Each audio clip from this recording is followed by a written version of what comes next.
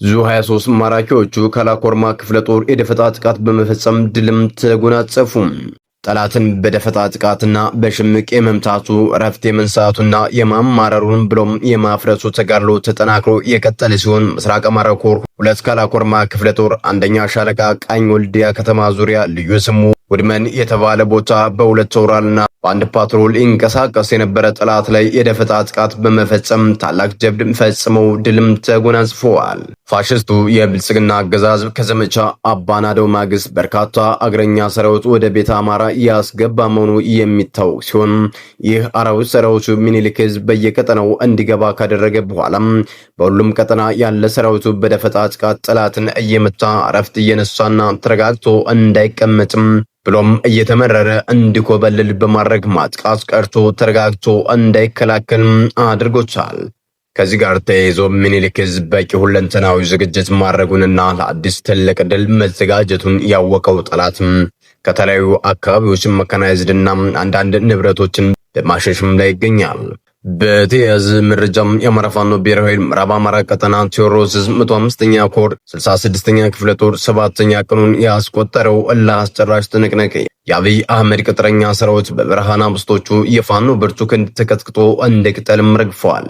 ከጠዋቱ 12 ሰዓት ጀምሮ እስከ ምሽት 11 ሰዓት ድረስ ቀኑን ሙሉ በተደረገ አውደ ውጊያም የአማራ ፋኖ ብሔራዊ ኃይል ቴዎድሮስ 105ኛ ኮር 66ኛ ክፍለ ጦር የጦር ጠበብቶቹ መሐንዲሶቹ በወታደራዊ አዛዥ ሻለቃ ጌጡ ዓለሙ፣ ምክትል ወታደራዊ አዛዥ 50 አለቃ ተገኘ ደጀን፣ በዘመቻ መሪ 50 አለቃ ወተሱ ተስፉ፣ ምክትል ዘመቻ ወታደራዊ ቻሊ አበበ እንዲሁም የክፍለ ጦሩ ቃኝና መሐንዲስ ጦር አዛዦችና በየሻለቃው ያሉ ጦር አዛዦችና ዘመቻዎችን በሰሩ ድንቅ ጥበብ የተሞላበት ኦፕሬሽን ደረቅ ወንዝ ፍል ውሃ ብሔራዊ ከተባሉ ቦታዎች ላይ ድንቅ ታምር የተባለለት ፍልሚያም ተካሂዷል። በዚህም አውደ ውጊያ ከፍተኛ አመራሮችን ጨምሮ በርካታ የጠላት ኃይል ሙትና ቁስለኛ ማድረግም ተችሏል። ጠላት ብዙ 23 እና መካናይዝድ የታገዘ ውጊያ ቢያደርግም የፋኖን ከባድ ምት ግን መቋቋም አልቻለም። በወገራ ሚጦ ቀበሌ ያገዛዙ ሰራዊት ስቦ በመደምሰስ ወታደራዊ ስልት አጭር ሰዓታትን በፈጅ ብርቱ አውደ ውጊያም የብርሃኑ ጅላ ቅጥረኛ ሰራዊት ከፍተኛ ሰብአዊ ጉዳትም ደርሶበታል። የአማራ ፋኖ ብሔራዊ ኃይል በላይ እዝ 5ኛ ኮር ጎንደሬ በጋሻው ክፍለ ጦር አጥናፎ ብርጌድ ስኬታማ የድምሰሳ ማጥቃት ያደረገች ሲሆን የጎንደሬ በጋሻው ቴዎድሮስ ብርጌድ ደግሞ በወገራ ጀጀህና ኖራ ጻድቅ አካባቢ ጠላትን ሙትና ቁስለኛ ሆኖ ሽንፈትን ተከናንሞ እንዲፈረጥጥም ማድረግም የተቻለ ውጊያም ተደርጓል። በደረሰበት ሽንፈት ሞራሉ የላሸቀው የጠላት ግሪሳ በሚሸሽበት አካባቢ 3 ንጹሃን አርሶ አደሮችን በሰብል መሰብሰብ ተግባር በተሰማሩበት በግፍ የረሸነ ሲሆን የንጹሃን መኖሪያ ቤቶችና የቁም እንስሳትን አውድሟልም ገሏልም። በማሰቃያ ኮድ የፋኖ ቤተሰብና ጎረቤት ናችሁ ያላቸውን ንጹሃን በማገት ፈርጥጦ ወደ አምባ ጊዮርጊስ ከተማም ሊሸሽም ተችሏል። በአማራ ክልል እየተካሄደው ባለው ጦርነት አንጀኔ ከተማ ለመዝረፍ ባሰፈሰፈው አረመኔ ሰራዊት ላይ 99ኛ ክፍለ ጦር ጀብድ ተቀዳጀም። የአማራ ፋኖ ብሔራዊ ኃይል ምዕራብ አማራ ቀጠና 109ኛ ኮር 99ኛ ክፍለ ጦር ከመልሶ ማደራጀት ግንባታ ጎን ለጎን በየቀጠናው የተለያዩ ከቀላል እስከ ከባድ ውጊያዎችን እያደረገ ይገኛል።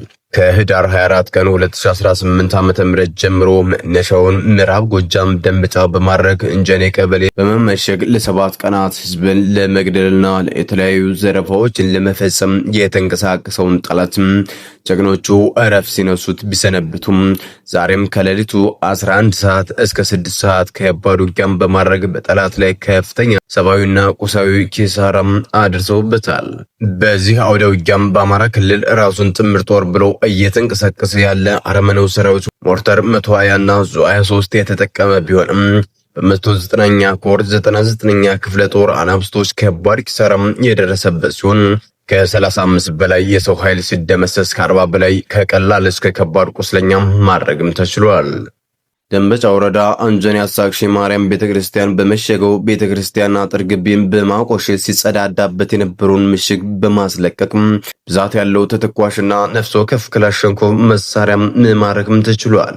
ጠላት በተለያዩ ቀጠናዎች በደረሰበት ከባድ ምት በመደናገጥ ከጥርናፊ ቦታ በመጥፋት ፋኖንም እየተቀላቀለ ይገኛል። ቴዎድሮስ ዕዝ 201ኛ ኮር 64ኛ ክፍለ ጦር ህዳር 29 ቀን 2018 ዓ.ም በአገዛዙ አረመናዊ ሰራዊት ላይ በወሰደው እርምጃ ድንጋጤ ውስጥ የገቡ የአገዛዙ አባላት ከነሜ ወረዳና ከሸበል በረንታ ወረዳ ከሚገኘው ራሱን መከላከያ ብሎ ከሚጠራው 6ኛ 601ኛ ኮር 605ኛ ኮር 14ኛ 52ኛ ክፍለ ጦር 5ኛ ሬጅመንት 2ኛ ሻምበል መረገጭ ከተማ በመግዳት ይበልጣን አዱኛ የሚባል መከላከያ አንድ ኮሪያ ክላሽ 2 ካዝና ከ120 ጥይት እንዲሁም ከወይራ ቀበሌ ሞላልኝ የሚባል የመከላከያ አባል የነበረ 2 ኮሪያ ክላሽ ከ150 ተተኳሽ በመያዝ የአማራ ፋኖ ብሔራዊ ኃይል ቴዎድሮስ ዕዝ 201ኛ ኮር 64ኛ ክፍለ ጦርን ከነሙሉ ትጥቃቸውም ተቀላቅለዋል። በተመሳሳይም እስቲበላ አዳሙና ጓደኛው 44ኛ ክፍለ ጦርን አዲስ ቅዳም ከተማን ከሚገኘው ካምፕ በመውጣት 105ኛ ኮር 44ኛ ክፍለ ጦርን ተቀላቅለዋል። ጸረ አማራው ብልጽግና የታጠቀው ሰይፍ የአማራ የሆነን አንገት ሁሉ ለመቅላት ብቻ የተዘጋጀ ስረዳ ከመቀደሜ በፊት ቀድመው የነቁ ወንድሞቻችን ፈልጌ ፋኖን ለመሆን መጣውም ይላል። ትናንት ሌሊት አዲስ ቅዳም ከተማ ከሚገኘው የጠላት ካምፕ ወጥቶ የአማራ ፋኖ ብሔራዊ ኃይል ምዕራብ ቀጠና ቴዎድሮስ ዕዝ 105ኛ ኮር 44ኛ ክፍለ ጦር 10 አለቃ ኤፍሬም አጥናፉ ሻለቃን ከተቀላቀለ እስቲበል ገዳሙ ከተባለው ወንድማችን ንግግርም አድርገናል። የጠላትን አመራር በገጀራ የማረኩ ጀግኖች እነዚህ ሁለት ወጣቶች ዳዊት ጌጡና ጀጃው ደሳለኝ ይባላሉ። ተወልደው ያደጉት በዳንግላ ከተማ ነው። የአማራ ፋኖ አብዮት ከተጀመረ ጀምሮ በተለያዩ መንገድ ትግሉን ሲያግዙ በተለይም ቀኝ የተሰኘውን የከተማ አርበኞች ትግል ላይ በመሳተፍ ብዙ ስራዎችን ሰርተዋል። በዚህ ብቻ ያረኩት አርበኞቹ በቀን 25 ቀን 2018 ዓመተ ምህረት ዳንግላ ከተማ ላይ በቀኑ 5 ሰዓት ጸጋይ የተባለን የከተማው የሚኒሻ ከፍተኛ አመራርና ህዝቡን ያስመረረ የለየለት ባንዳ መሃል አስፓልት ቀበሌ 5 ላይ በገጀራ እርምጃ በመውሰድ መሳሪያውን ይዘው ወደ ቴዎድሮስ ዕዝ 105ኛ ኮር 55ኛ ክፍለ ጦር በክብርም ተቀላቅለዋል። ወደ ፋኖ ሲቀላቀሉም በ55ኛ ክፍለ ጦር መንገሻ ጀንበሬ ሻለቃም የጀግና አቀባበልም ተደርጎላቸዋል። አርበኞቹ ይህንን ድርጊት የፈጸምነው በቅርቡ መሪያችን አርበኛ ዘመነ ካሴ በከተማ ያለው ትግል እንዲቀጣጠል ያስተላለፈውን መልእክት ተከትሎ መሆኑንም ገልጸው ሁሉም ወጣት ማርኮ እየታጠቀ ትግሉን እንዲቀላቀልና የዚህ ታላቅ አብዮት አካል እንዲሆንም መልእክትም አስተላልፈዋል።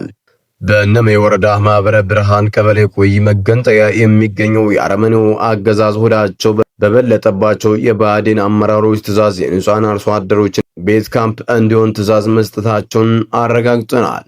በአገዛዙ አረመኔያዊ ስርዓት ካምፕ ከተደረገባቸው አርሶ አደሮች መካከልም አቶ ላመስግን አንዳርግ እንዲሁም አቶ ደቤ አንዳርግ የተባሉ ንጹሃን አርሶ አደሮችም የፋኖ ቤተሰብ ናችሁ ተብለው እናቶች ከነልጆቻቸው ለፍተው ደክመው ከሰሩት መኖሪያ ቤት በማስወጣት የንጹሃን ግለሰቦች ቤት የመከላከያ ካምፕ ማድረጉንም የአቶ ደቤ አንዳርግ ባለቤቱና ልጆቹን ከቤት አስወጥተው ቢቸና ከተማ ታግተው እየተሰቃዩ ይገኛሉ።